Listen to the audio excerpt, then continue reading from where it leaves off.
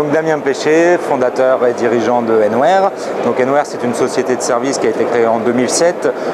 autour des métiers de l'infrastructure avec une grande idée qui était de rendre simple finalement des notions assez complexes d'architecture, puisqu'on était à l'époque à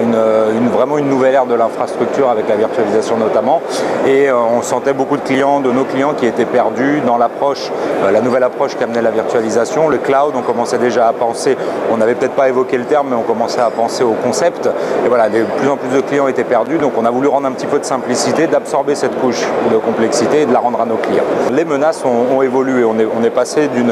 d'un hacking qui était plus l'œuvre finalement de gens un petit peu isolés, qui avaient des compétences et qui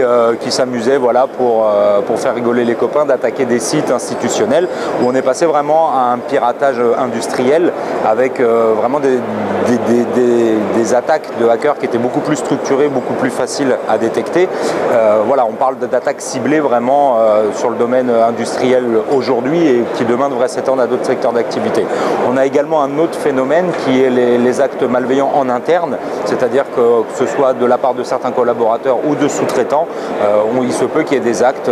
voilà, volontaires ou non, c'est pas vraiment le sujet, mais ça expose les entreprises vraiment à un gros risque et voilà, on essaye de répondre à ces menaces-là. Les conséquences, elles sont sur ces attaques, elles sont multiples. On peut avoir effectivement soit du vol de données et du recel, ça on l'a vu beaucoup. Historiquement, les hackers avaient plus un but mercantile. On est passé vraiment à des attaques industrielles, à du vol de brevets, à du vol d'intelligence économique. Donc voilà, les conséquences, elles sont diverses et elles sont de plus en plus contraignantes pour les entreprises. On a aussi un autre phénomène dans l'industrie, on l'a vu avec Stuxnet notamment, où là on a carrément touché à des systèmes industriels, de production industrielle. Pour le rappel, le Stuxnet, le principe a voulu que pendant 2 ans, presque, un verre était injecté dans une centrale nucléaire, et ce verre avait la capacité de s'auto-générer, et finalement quand le verre était suffisamment puissant, il a pu mettre à plat tout un système de production d'une centrale nucléaire. Donc voilà, on voit jusqu'à quel point ça peut aller, et aujourd'hui la tendance elle est quand même à l'hyper-connectivité,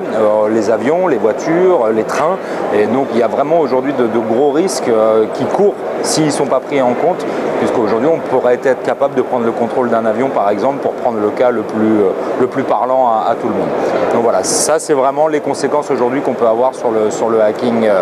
industriel. Les solutions que Enware propose, en fait, on part sur la base des recommandations de l'ANSSI, donc on a souhaité partir sur cette base de réflexion, et aujourd'hui la solution d'Enware recouvre 25% de ces 40 mesures d'hygiène, donc qui consistent à sécuriser les accès web, puisqu'aujourd'hui Internet est devenu vraiment quelque chose de central dans l'infrastructure, donc il faut sécuriser les flux entrants, les flux sortants. Également les actes d'administration ou de sous-traitance, donc là c'est des comptes à privilèges